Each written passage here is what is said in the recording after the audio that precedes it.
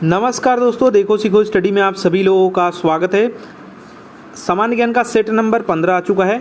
अगर आप देने जा रहे हो यूपी का PET, UP police junior assistant या फिर वीडियो लेखपाल यूपी का देने जा रहे हो, या फिर आप railway SSC GD MTS tradesman group D RPF Delhi police कोई भी आप दोस्तों जो है एग्ज़ाम देने जा रहे हैं, तो आपके लिए 100% जो है क्वेश्चन फंसने के चांसेस हैं जो हम सीरीज चला रहे हैं उसमें। जैसे कि क्वेश्चन का लेवल देखेंगे तो आपको खुद ही पता चलेगा। अभ्रक दोस्तों जो है ये किस राज्य में बहुतायत जो है, ये एक ही में है, बहुतायत में पाया जाता है। तो दोस्तों अगर बात करें अभ्रक, इसी को मीका कहते हैं, और अभ्रक दोस्तों जो है ये सबसे ज़्यादा जो है बहुतायत मात्रा में झारखंड में पाया जाता है। तो ऑप्शन के हिसाब से सी राइट आंसर हो जाएगा। और अभ्रक का दोस्तों भंडारण सबसे अधिक कहाँ है, ये आपका झारखंड में है। 90% दोस्तों जो है विश्व का 90% दोस्तों जो है ये अभ्रक उत्पादन कौन करता है, भारत करता है। ठीक है, अभ्रक का सर्वाधिक जो उत्पादन है वो दोस्तों आपका, अगर यहाँ पर बहुतायत में मात्रा में बोला जाए, भंडारण की बात करा जाए तो आपका जो है झारखंड है, लेकिन जो उत्पादन की बात करेंगे तो क्या हो जाएगा, आपका आंध्र प्रदेश हो जाएगा, एपी हो जाएगा, आंध्र प्रदेश। ठीक है, तो जब उत्पादन की बात करें तो कुछ और याद रखेंगे, आंध्र प्रदेश याद रखेंगे, और जब भंडारण की बात करें बहुतायत मात्रा में तो बोला जाए तो झारखंड याद रखेंगे। ठीक है, नेक्स्ट बात करेंगे, अधिकांश मौसमी घटनाएं किस मंडल में संपन्न होती हैं। तो जो भी मौसमी घटनाएं हैं ये आपका संपन्न होती हैं क्षोभ मंडल में। ठीक है, जो सबसे निचला मंडल है जिसमें हम लोग रहते हैं। तो वायुमंडल का दोस्तों सबसे जो है निचला मंडल यानी क्षोभ मंडल दोस्तों, इसमें जो है जो भी घटनाएं होती हैं, चाहे जलवायु, मौसमी हलचल, ये सब क्षोभ मंडल में होता है। ठीक है, और इसकी परत दोस्तों जो है धूल कण और जलवाष्प में मौजूद रहते हैं इसके परत में। अगर ऊंचाई बात किया जाए तो बहुत बार एग्जाम में आता है, पृथ्वी पर दोस्तों जो है सामान्यतः जो है 12 किमी तक दोस्तों जो है ये आपका है, और ध्रुवों पर कम हो जाता है यानी 8 किमी तक रहता है। और अगर यही क्षोभ मंडल का विषुवत पे बात करेंगे तो 18 किमी रहता है। ठीक है, याद रखिएगा। चलिए, विषुवत पर दोस्तों क्षोभ मंडल की मोटाई जो है सर्वाधिक हो जाती है यानी 18 किमी तक हो जाती है। नेक्स्ट बात करेंगे जोजिला दर्रा दोस्तों, ये किसको जोड़ता है। तो दोस्तों ये जो है जोजिला दर्रा जो है ये श्रीनगर से लेह को जोड़ता है। किसको, श्रीनगर से लेह को जोड़ता है, यानी ऑप्शन नंबर ए आपका राइट आंसर हो जाएगा। और जोजिला दर्रा का निर्माण दोस्तों सिंधु नदी द्वारा हुआ है। और शिपकिला दर्रा की बात किया जाए तो ये दोस्तों जो है शिपकिला दर्रा से होकर के सतलज नदी गुजरती है। ऐसे ही आपका जो है जयलेपला दर्रा जो है ये सिक्किम में स्थित है, और जो बुर्जील दर्रा है ये श्रीनगर को गिलगित से दोस्तों जो है जोड़ती है। कुछ शिपकिला दर्रा के बारे में पूछा जाता है कि शिपकिला दर्रा दोस्तों क्या करता है। तो शिपकिला दर्रा जो है ये शिमला से दोस्तों तिब्बत को जोड़ता है, और बनिहाल दर्रा जो है ये आपका जम्मू कश्मीर श्रीनगर जाने वाले मुख्य जो मार्ग है इससे होकर के गुजरता है। और जवाहर सुरंग दोस्तों जो है बनिहाल दर्रा में ही स्थित है। नेक्स्ट बात करेंगे, निम्न में से कौन सा समुद्री बंदरगाह और तेल परिष्करण केंद्र दोनों है। एक तो समुद्री बंदरगाह है, ऊपर से आपका तेल परिष्करण केंद्र भी है। तो ये है आपका मंगलौर, हल्दिया और विशाखापत्तनम। क्या है, मंगलौर, हल्दिया और विशाखापत्तनम जो है ये क्या है, समुद्री बंदरगाह है और तेल परिष्करण केंद्र भी है। मंगलौर की बात करें तो ये दोस्तों जो है ये कहाँ स्थित है, कर्नाटक में है। हल्दिया जो है ये आपका कहाँ है, ये आपका वेस्ट बंगाल, पश्चिम बंगाल में है। और विशाखापत्तनम जो है भारत का सबसे गहरा जब बात किया जाए बंदरगाह है। चेन्नई दोस्तों जो है ये कृत्रिम जो है बंदरगाह है। भारत का सबसे बड़ा अगर प्राकृतिक बंदरगाह की बात किया जाए तो मुंबई जो है और विशाखापत्तनम भी प्राकृतिक ही है। नेक्स्ट बात करेंगे, आधुनिक भी आपका मुंबई ही है, अंतर्राष्ट्रीय बंदरगाह की बात किया जाए। ठीक है, और हाल ही में दोस्तों जो है नुआहा शेवा एक बंदरगाह है, याद रखिएगा। नुआहा शेवा दोस्तों जो है ये बंदरगाह, इसका नाम बदल करके अब जवाहरलाल नेहरू बंदरगाह कर दिया गया है। चलिए नेक्स्ट बात करेंगे, भारतीय पर्यटन के स्वर्ण त्रिभुज में शामिल शहर है। भारतीय पर्यटन के स्वर्ण जो है त्रिभुज में कौन शामिल शहर है। तो याद रखिएगा आगरा, दिल्ली और जयपुर। आगरा, दिल्ली और जयपुर जो है ये जो है भारतीय पर्यटन का स्वर्ण त्रिभुज में शामिल शहर हैं। ठीक है, इन तीनों के बीच दोस्तों जो है तीन ऐतिहासिक शहर के बीच दोस्तों जो है स्वर्णिम त्रिभुज पर्यटन को बढ़ावा देने के लिए जो है स्टार्ट किया जा रहा है। इसका उद्देश्य दोस्तों पर्यटन को बढ़ावा देना ही है। अगर बात किया जाए दोस्तों भारतीय पर्यटन विकास निगम की जो स्थापना हुई है वो आपका 1966 में हुआ है। और पर्यटन जो है ये सबसे बड़ा, अगर बात की जाए तेज़ी से विकास करता हुआ उद्योग है। पर्यटन विकास निगम भारत के पर्यटन के प्रोत्साहित एवं जो है विकास हेतु भारतीय वित्तीय साधन उपलब्ध कराते हैं। चलिए नेक्स्ट बात करेंगे, वर्ल्ड इकोनॉमिक सिचुएशन एंड जो है प्रोस्पेक्ट शीर्षक जो है से रिपोर्ट किस अंतर्राष्ट्रीय संस्था द्वारा दोस्तों जारी किया जाता है। तो ये जो रिपोर्ट है world economic situation and prospect, ये जो रिपोर्ट है ये किस जो है अंतर्राष्ट्रीय संस्था द्वारा दोस्तों ये जारी किया जाता है। तो ये आपका जारी किया जाता है आपके संयुक्त राष्ट्र द्वारा। किसके द्वारा? संयुक्त राष्ट्र द्वारा। तो यहाँ पर राइट आंसर आपका सी हो जाएगा। ठीक है, अगर बात किया जाए यहाँ पर वर्ल्ड इकोनॉमिक आउटलुक नामक, ठीक है, रिपोर्ट, जब ये तो सिचुएशन एंड प्रोस्पेक्ट का है तो वो करता है संयुक्त राष्ट्र, लेकिन जब यहीं पर बात किया जाएगा वर्ल्ड इकोनॉमिक आउटलुक नामक रिपोर्ट तो ये हो जाएगा आपका अंतर्राष्ट्रीय मुद्रा कोष। ठीक है, अंतर्राष्ट्रीय मुद्रा कोष दोस्तों जो है जारी करता है। ठीक है, ऐसे ही दोस्तों अगर आ जाता है ग्लोबल इकोनॉमिक प्रोस्पेक्ट नामक रिपोर्ट कौन करता है? तो विश्व बैंक। फिर से मैं बता दे रहा हूँ, अगर यहाँ पर वर्ल्ड इकोनॉमिक सिचुएशन और मतलब एंड जो है प्रोस्पेक्ट आ जाता है तो संयुक्त राष्ट्र याद रखेंगे, साथ ही साथ वर्ल्ड इकोनॉमिक आउटलुक नामक रिपोर्ट जब आ जाएगा तो अंतर्राष्ट्रीय मुद्रा कोष याद रखेंगे, और ग्लोबल इकोनॉमिक प्रोस्पेक्ट नामक जब रिपोर्ट आ जाएगा तो विश्व बैंक याद रखेंगे। ठीक है,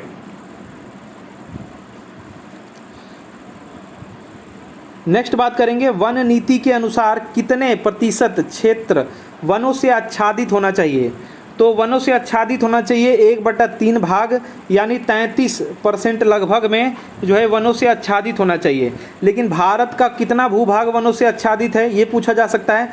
तो 24.62 दोस्तों जो है ये परसेंट जो है भारत का भूभाग है, और लगभग में आ जाएगा तो 25% आप कर सकते हैं। इतना भाग जो है जो है वनों से अभी जो है आच्छादित है। और बात किया जाए दोस्तों की जो सबसे सर्वाधिक जो वन क्षेत्र हैं वो कहाँ पर है, तो वो आपके एमपी में है। और प्रतिशत में बात किया जाएगा तो जितना है वो दोस्तों उसका 84 दोस्तों जो है 84.53% जो है, मतलब जितनी भूमि है उसका 84.53 जो है वो मिजोरम राज्य में आच्छादित है। ठीक है, राज्य के हिसाब से अगर बात किया जाए तो।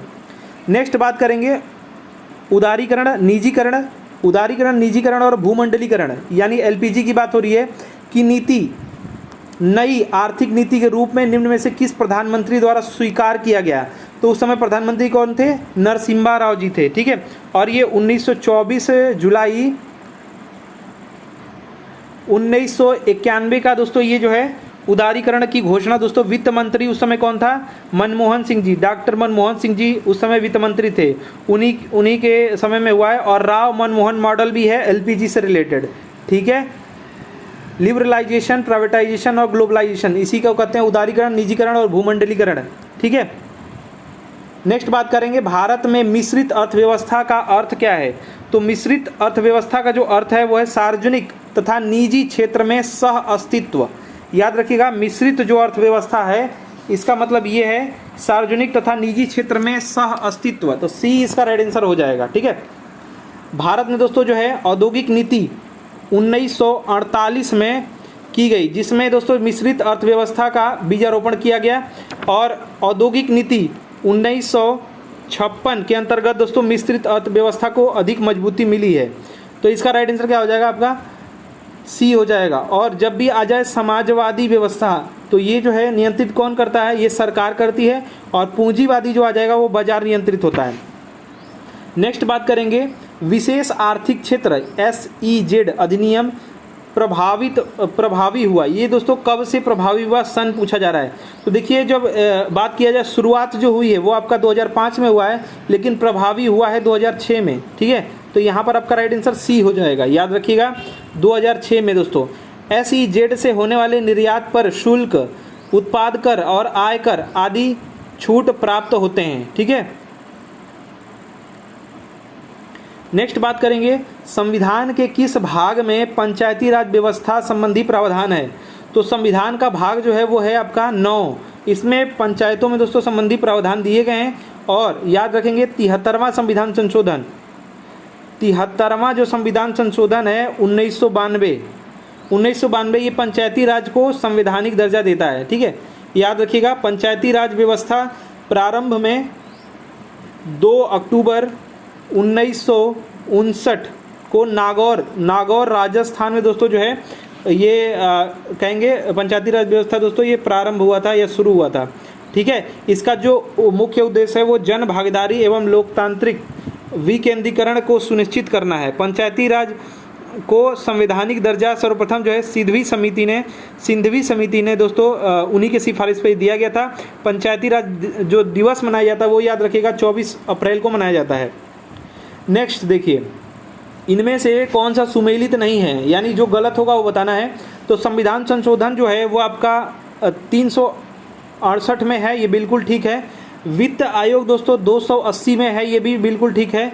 वित्तीय आपात दोस्तों जो है ये आपका 360 जो है अनुच्छेद में है, बिल्कुल सही है।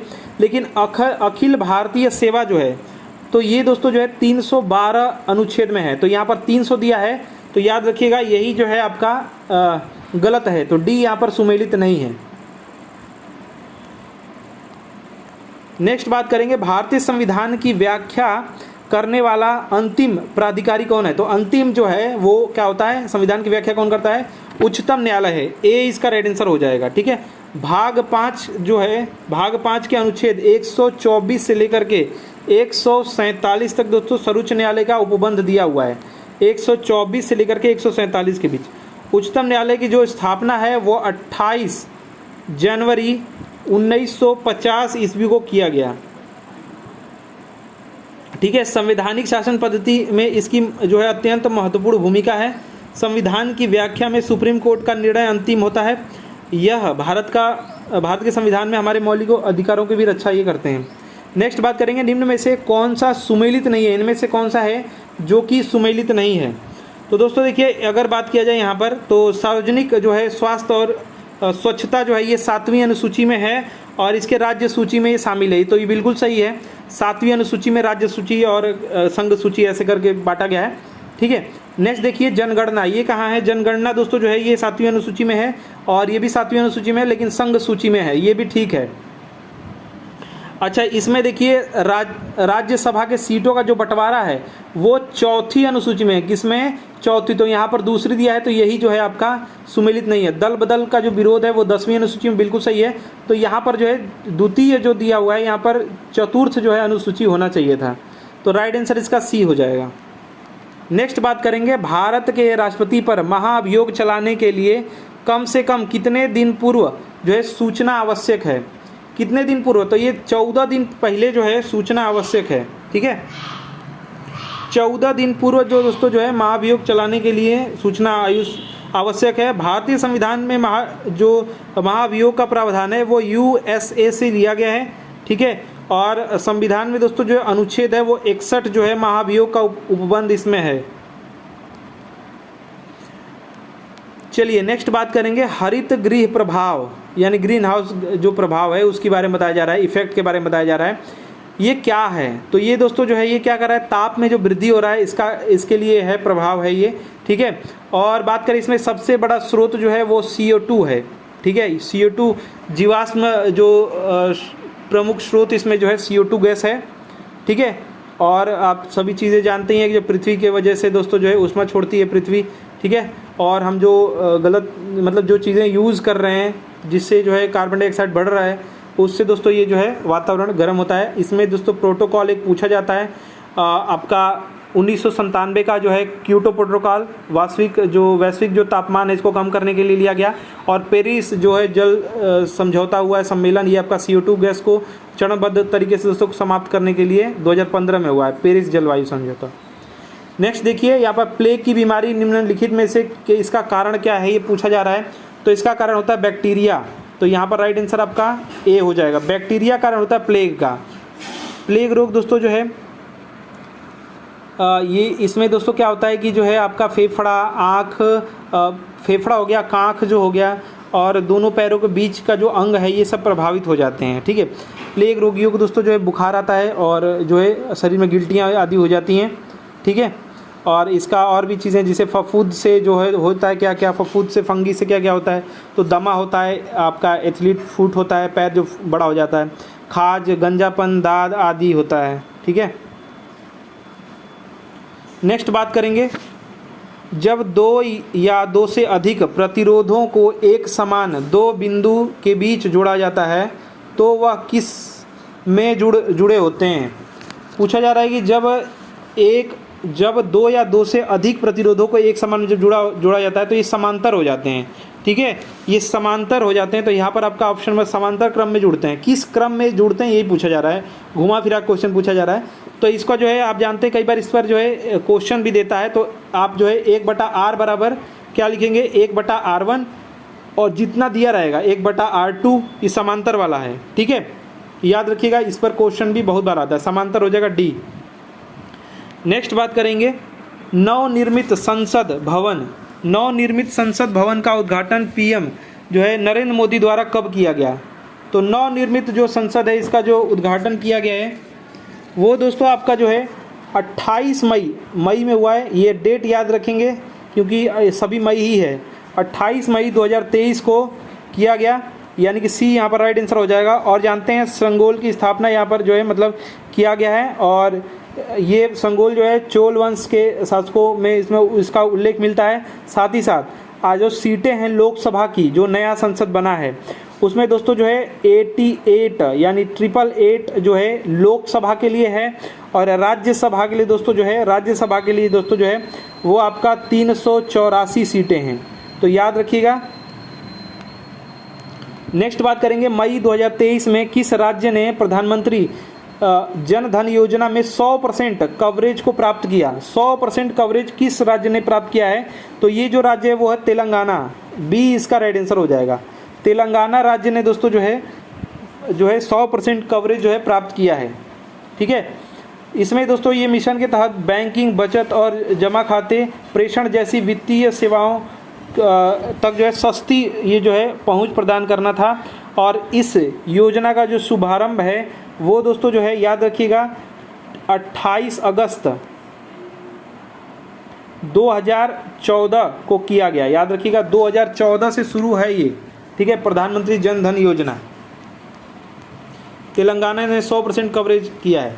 नेक्स्ट बात करेंगे, ऑस्ट्रेलिया के किस शहर में भारत के नए वाणिज्यिक दूतावास के स्थापना की घोषणा हुई है। ऑस्ट्रेलिया का कौन सा शहर है, तो वह है ब्रिस्बेन शहर, डी यहाँ पर राइट आंसर हो जाएगा। और दोस्तों मई 2023 का ये है करंट, मई 2023। ठीक है, इसमें जो है ऑस्ट्रेलिया का दौरा किया है प्रधानमंत्री नरेंद्र मोदी जी ने, और इस दौरे के इसमें कुछ इंपॉर्टेंट चीज़ ये निकल के आता है, ऑस्ट्रेलिया के जो प्रधानमंत्री हैं वो है एंथनी अल्बानीज ने सिडनी के हैरिस पार्क का नाम बदल करके लिटिल इंडिया कर दिया, याद रखिएगा, हैरिस पार्क का नाम बदल के। नेक्स्ट बात करेंगे, 28 मई 2023 को उद्घाटित संसद भवन के वास्तुकार, ये बहुत ही इंपॉर्टेंट क्वेश्चन है। वास्तुकार दोस्तों हैं बिमल पटेल। ये नया जो संसद बना है उसके जो वास्तुकार है कौन है, बिमल पटेल हैं, सी इसका राइट आंसर हो जाएगा। एग्जाम में बहुत बार पूछा जाने वाला प्रश्न है और आएगा, ये भी लिख के ले लीजिए। ठीक है, एक नए संसद भवन का जो निर्माण जो हुआ है, ये जो नया संसद भवन बना है ये दोस्तों किसके तहत हुआ है, तो याद रखिएगा सेंट्रल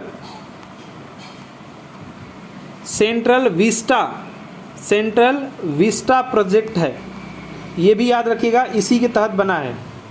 नेक्स्ट बात करेंगे, India's vaccine growth story from COVAX to vaccine Maitri किसने लिखा है।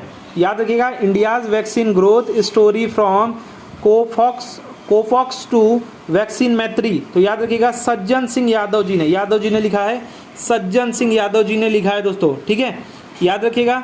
और इस पुस्तक का जो विमोचन किया है वो स्वास्थ्य मंत्री कौन है, मनसुख मंडाविया ने दोस्तों किया। ठीक है, विश्व में सबसे बड़े टीकाकरण अभियान का विस्तृत इसमें उल्लेख है। ठीक है, तो ए इसका राइट आंसर हो जाएगा। नेक्स्ट बात करेंगे, नेपाल की राजधानी काठमांडू में आयोजित क्या हुआ है, NSC कावा महिला वॉलीबॉल चैलेंजर कप दोस्तों किसने जीता है, तो ये जीता है भारत ने। किसने जीता है, भारत ने जीता है। तो राइट आंसर यहाँ पर डी हो जाएगा, भारत ने जीता है।